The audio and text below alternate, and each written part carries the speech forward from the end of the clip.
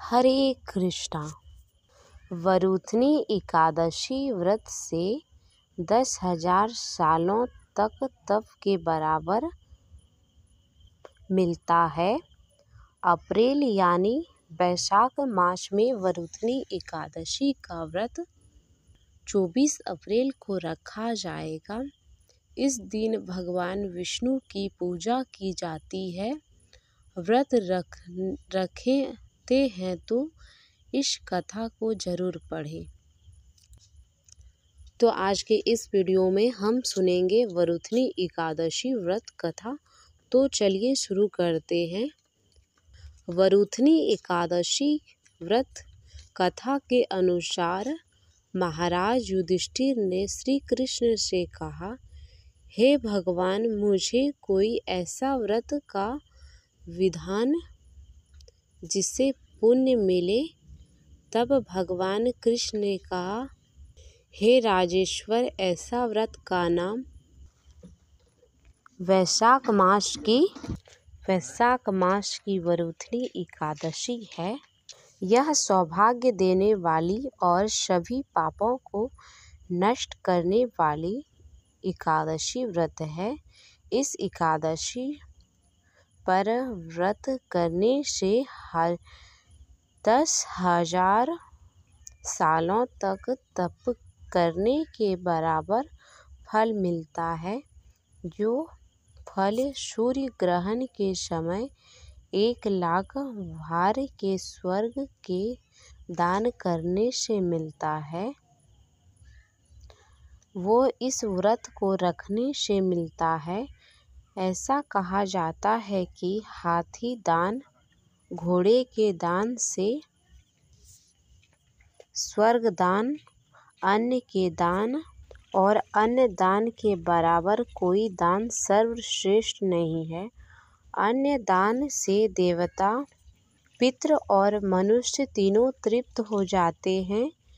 इस एकादशी पर कन्या दान और अन्न दान दोनों के योग्य के बराबर फल मिलता है।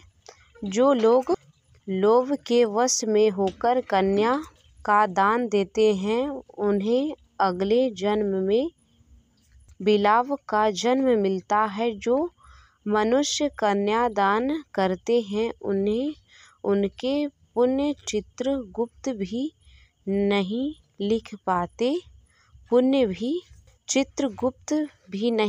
पाते।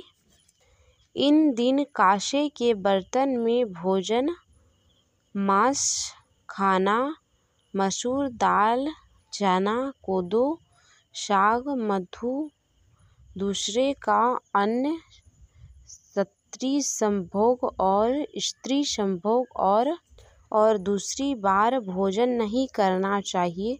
प्राचीन समय में नर्मदा के किनारे मान्यदाता नाम के राजा राज्य करते थे।